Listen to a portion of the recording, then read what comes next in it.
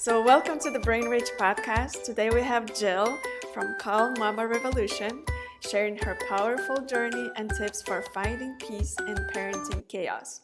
Stay tuned for insights that could transform your daily life. Welcome, Jill. Thank you for having me. I really appreciate this and I look forward to our conversation. Awesome. So, Jill, what was the pivotal moment that led you to start this empowering journey with Calm Mama Revolution? Well, it was a buildup. It was a buildup of a lot of moments. I'll preface it by saying I have a son who's now 9 years old who is highly sensitive. I discovered these things very early on, maybe 3 weeks after he came home from the hospital. Things started showing up for me. But without going into detail, at the beginning of 2023, I believe I went to a workshop that mentioned the concept of highly sensitive children. And I thought, oh my God, is that what's been going on? Oh my God. Like it all of a sudden had this framework that made sense or a definition. It's not a medical diagnosis, but a diagnosis for myself. People kept saying, well, what is it? What is it? And I'm like, I don't know, but this is how I'm handling it. And so it was that moment that when I looked across other parents going through this, and most of them had younger kids than mine, they looked broken to me. It was like they were just beat up. I've been there at moments, and because I had this great background in event producing, I kept thinking while I'm on the call, this calls for an event. This needs the most magnification we can possibly give it. And that was it for me. I was on this phone call, this workshop call. Parents in our breakout rooms were saying, what worked for you? What worked for you? Like questions like, give me any clues, please. And I just knew from that moment on that we had to do an event. My strength is the creative process, not always the nuts and bolts, but the creative process. And so I wrote this agenda and I'm thinking, okay, this is what we're doing.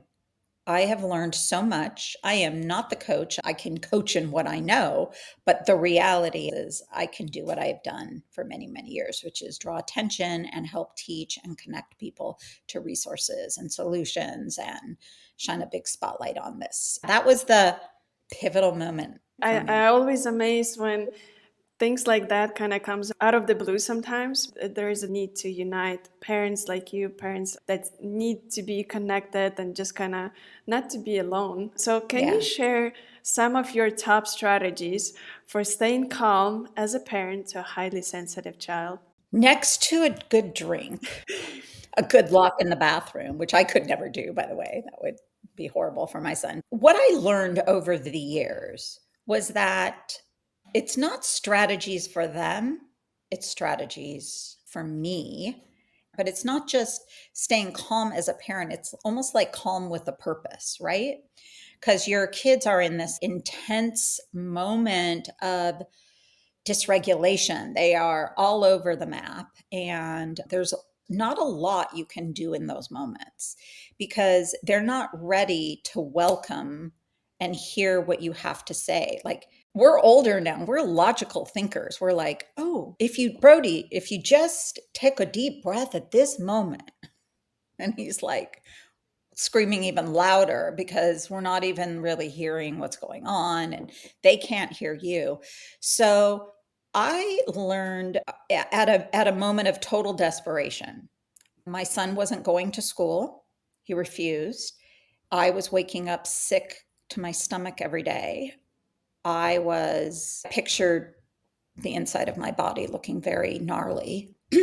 And I knew that what I was doing wasn't working. So I'm getting to the point here, by the way, of what I did, which was I sort of threw in the towel. I threw in the towel of an outcome. I threw the towel in and I said, I'm not getting to even close to the outcome that I would like, which is like him waking up and needing and wanting to go to school, right? That wasn't happening. And so the pressure of the school was like killing him. And I couldn't even like get him to speak about, well, what was it? What was it about what's going on at school? Tell me, what's making you sad? What's making you stressed? And he's looking at me like screaming even harder, the worst time to do it. So For me, the first thing was stop, like completely stop it. Stop the pressure in the moment. My instinct said, I'm writing the school. I'm going to take the pressure first off myself. And that is letting them know that he can't come right now. This is what I'm struggling with. I would let them know, and whether they understood it or not. And in my naivete, I said, well, should I pull him out of school? What do I do? And thank God they were like, no, you do not want to lose your spot in we're at a public school here. And then I was like, okay, the pressure is off of me until we get to, hopefully, that is where we'd like to be. We want to go back. But right now, we need to deal with this bigger issue of extreme anxiety. So, taking the weight off of my shoulders and taking the pressure of like, oh, what are moms saying about me? The devil over here is like, what are other moms saying about me? What are the teachers thinking? Oh my God, I love our principal. What does the principal think? He must think I'm such a loser, like as a mom, or, like all the talk we give up. And that is the worst thing. Like, and I'm so sad because he's not acting like what I think all the other kids are doing. And my kid's the only school in the class. Sorry, there's a siren if you could hear that. My kid's the only child in this school that is like, I have to kind of pull him out of school. All those things that are eating at us. And I could come up with like 100 examples of what people are saying, what I think people are saying about me. And they might be, but I had to get rid of that. So after you stop, this is your time to reframe. The reframe is my natural reaction is to react at an elevated state. Brody, you should be going to school. It's my responsibility as a mom. They're going to come and arrest me. I'm just telling you what I said. This is not good. That's called truancy. Do you want me to go with you? And just all the things, all the options I just wanted to throw the kitchen sink at. So now none of that can come out of my mouth. Now we have to reframe. And during our reframing moment, we get down on his level and we let all the other things go. And we know in our heads now, we've already taught ourselves in these bad, hard moments, tantrum, meltdown, there's a difference between them, but like in these moments, you got to let them. So in that moment, we're going to reframe what we think. We're going to reframe and we're going to let them be. We're going to let them be and be with them. And many kids need different things. And that's some of the things we want to help, reveal over time and help moms figure out what they need. But some kids need soothing at that time. Some kids just need you to be with them. There are things that can help, but ultimately letting them come back to a regulated state is really important. And they can't come back to a regulated state when you are at level 5 and they're at level 10. It's not going to work. That's it. Time out. You got to cut that off. So now we're on this communicate time or sorry, be with you. Like we're going to be with you now. We're going to be with you and we're going to get to your level. And there are things you can say, I am here with you. I understand what's going on, especially when this is new. As they start to grow a little bit, I think there's better and better phrasing you can come up to. But at the beginning, for me, it was just be with him. And after we came back to a state, we could like growing together. And what that is, this really special time of communication. And it was the first time I really did this is when I got a clue into what was going on. And the light just like exploded in my head. Like, this is what I need to do. I need to stop. I need to reframe. I need to be with him.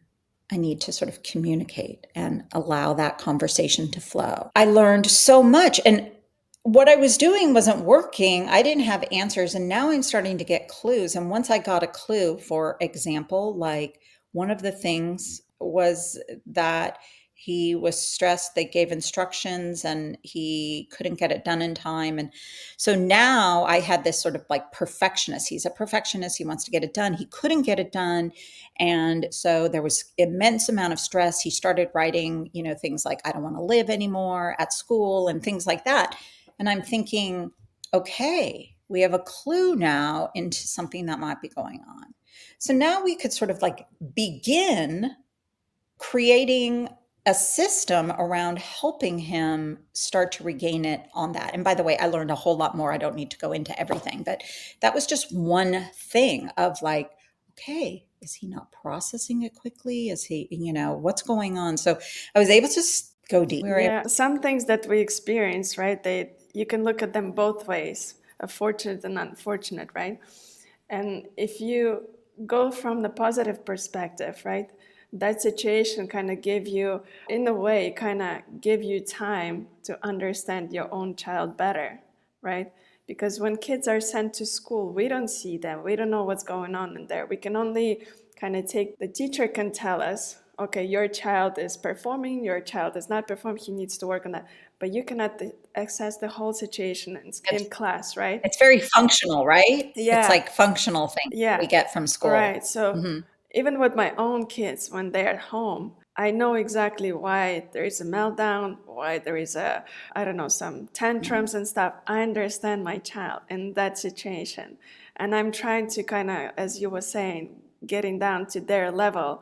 Because if I judge from my adult perception, right, in this situation, no, you were wrong, you should have done this, and stuff like that.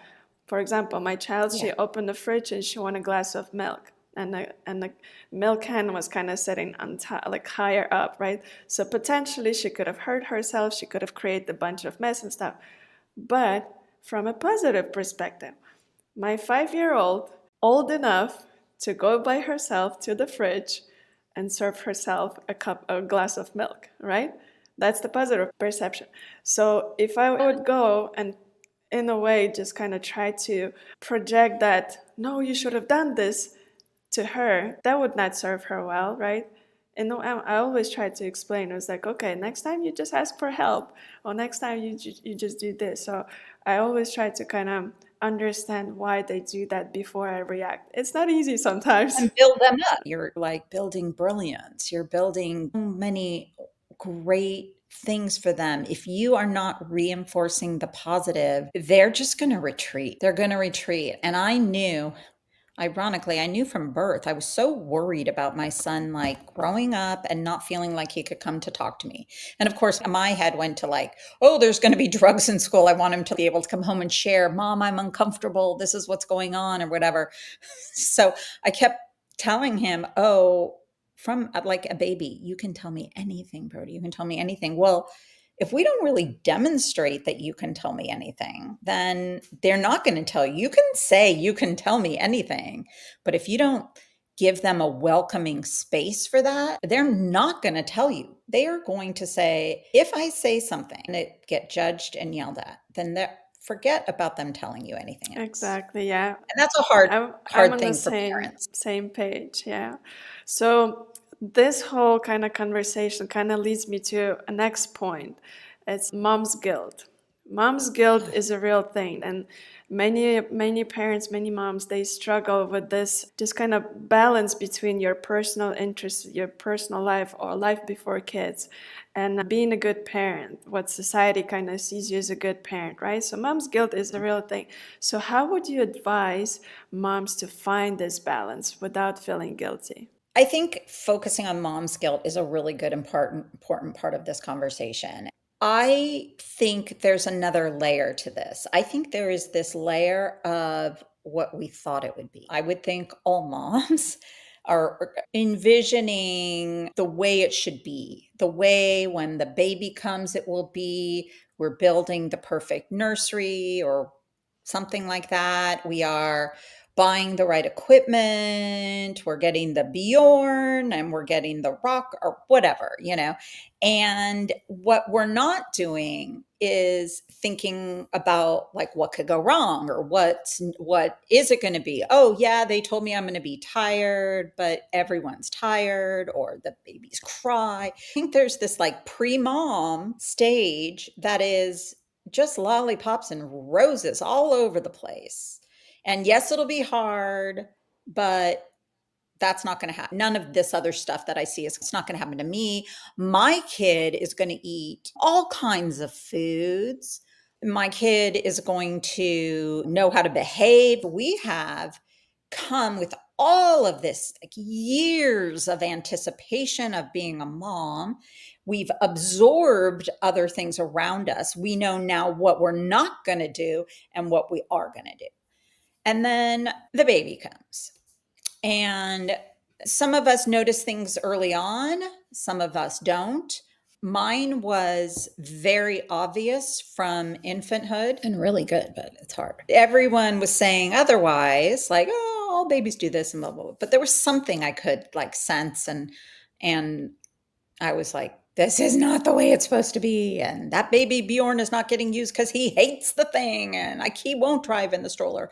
So there's all of these like expectations that we have. And then comes reality, right? And reality sets in.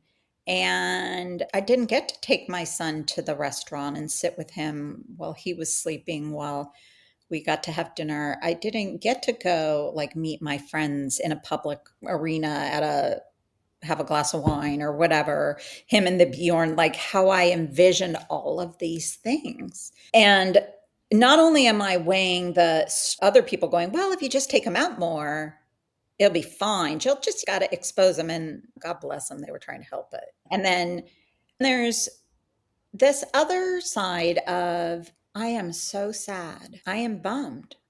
I have baby envy. I'm bummed. I'm sad. And so I really started thinking about that I needed to start mourning. I use the word mourning. There's the word grieving. I need to probably pick a word here, but like we need to like grieve what it's what we thought it would be. And now this doesn't just happen at the early stages. This is going to happen your life as a mom of a highly sensitive child. It just is, because there's different stages. An example might be, a really good example was Brody in soccer. I enrolled him in soccer because I pictured him on the field having fun with other kids, making friends. And I pictured me on the sidelines with my Sauvignon Blanc, hanging out with the moms, going, hey, I could just visualize it. And I don't get to do that. I still don't get to do that. I pushed it, and I lost. I mean, I had to, he didn't like it.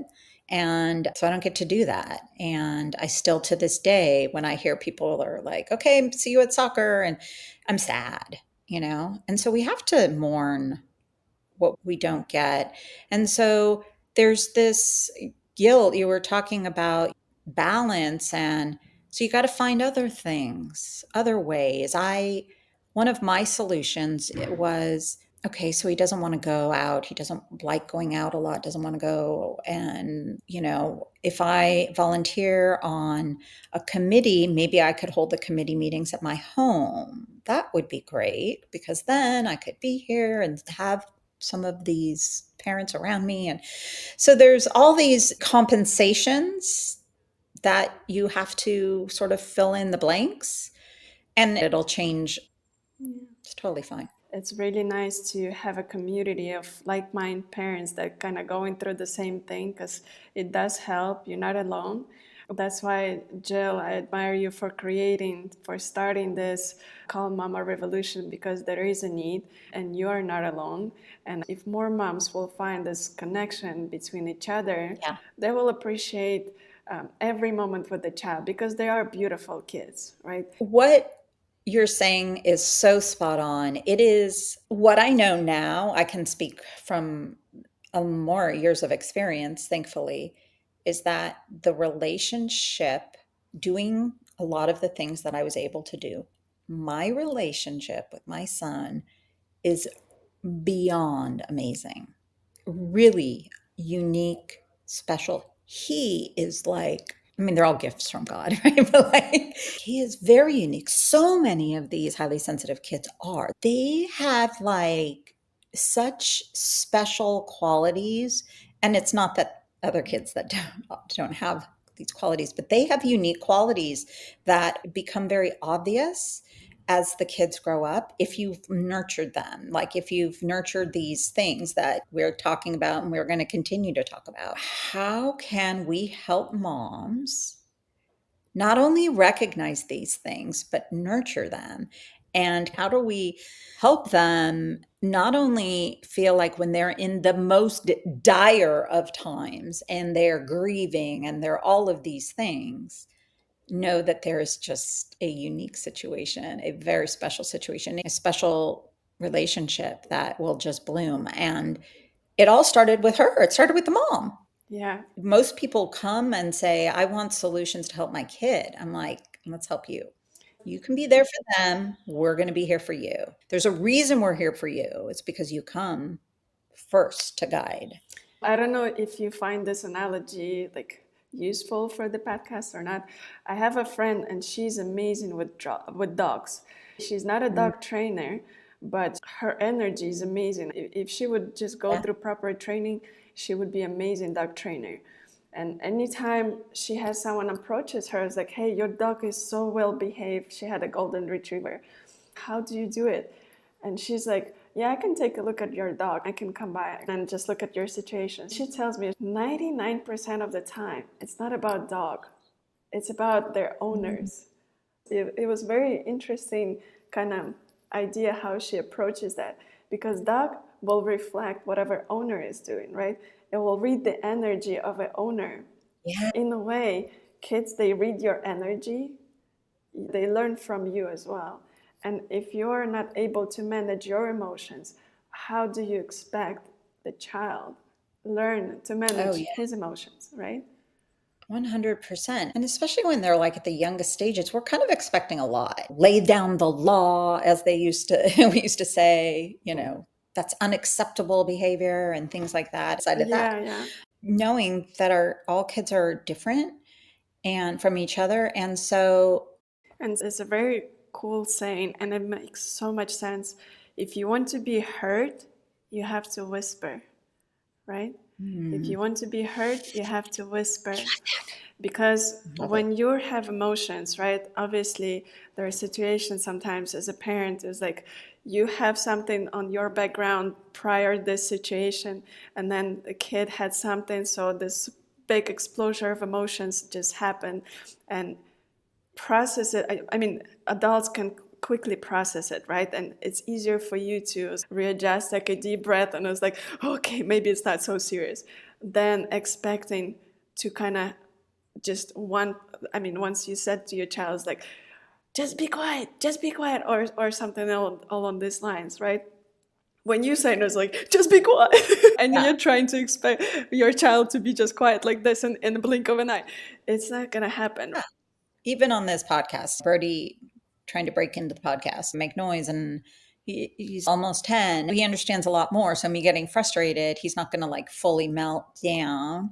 But I'm going to have those moments in high stress levels. I just need to retreat afterwards. I do think it's okay to say, I'm really sorry, Birdie. I shouldn't have done that. I know that when I do that, this is what happens, or whatever. However, I do want to find a way for us to be able to, whatever it is, right? Whatever it is that you're maybe wanting to avoid. So maybe we can talk about maybe some solutions, maybe the next time. And by the way, maybe the next time it happens again, like you will get a better situation. You will find that the more you do these, I'm calling it the calm mama method. The calm mama method is like, taking the moments, and then that post work that's done like right afterwards, even if it's not done right afterwards, like they calm down and you're in the middle of stuff and you got to keep going, to be able to just see them through it and be their champion through that. You'll be their hero, their guider, their leader, so to speak. At the same time, they're going to see that you're human too. Yeah, Hmm. you're familiar a little bit with our gyms, right? Within the company. Yeah. So, Brainrich Kids, my brother started this company, and we never Mm, expect this to be so special to our neurodivergent kids community. And it's just through mm, the experience we're realizing that people are getting these gyms for as a mhm. regulation tool. It goes beyond the physical portion of what gyms can provide, enhancing like strengths and agility and balance and stuff. We start seeing the emotional piece of it. the kids, they do have a space, their personal little space within their home, which is safe. They can safely learn how to use monkey bars. They could safely maybe just use that swing when you attach to the gym to spin the way they want it. Mhm. No one will yell at them. No one will stop them. Not any other kid when they go to the park. No any other external noises. Some they are sensitive to noises. Nothing will stops them from exploring their little safety bubble at home. And to us, it's so amazing that we can provide a little bit of that solution for parents. So, from your perspective, since you've seen our product and have a highly sensitive child, what Yeah. would you think the benefits of our products would be for the community? When I think of products for highly sensitive children, I think of how are we helping them actually with sensory processing? So we know working with the occupational therapist can be life changing for these children because a lot of these children have all these little sensory things, all the traditional five senses, but then there's the full eight senses where you're starting to get into your interspace and like how you're connecting and movement and vestibular issues. My son had a ton of that. Those issues that I was like, this makes no sense. I think a home setup allows parents to do is first of all let their child explore. I still think that my son can benefit from this. There's this exploratory for all kids. This is not just for sensory kids. So I think there's aids. It's not just in them doing it by themselves, but them getting used to things because there's a lot of those issues for kids. I think that it is really, they become grounded and centered with movement often. So, like Brody used to like spinning and different types of movement. But I think that having physical space for them when they're often separate from the other kids, I think that's really important because oftentimes Brody doesn't want to be with a lot of kids. He wants to be on his own. And believe it or not, he's happy that way. I was trying to push him, but he wasn't ready for it. And there's nothing wrong with that. And with sensory kids, highly sensitive kids, I think it's really important to allow them to be and still do the things that are really important. So we're talking about physicality, helping to ground them, helping them to do as well as individualism, and then the ability to bring other kids over at some point when it's time. It's really like a special place. I know that sounds weird. To me, it's like a clubhouse. If Brody was like super social, we'd be building a clubhouse, right? But he's not. And that'll come in time. But I think, especially when they're young and they can't regulate, it's very hard.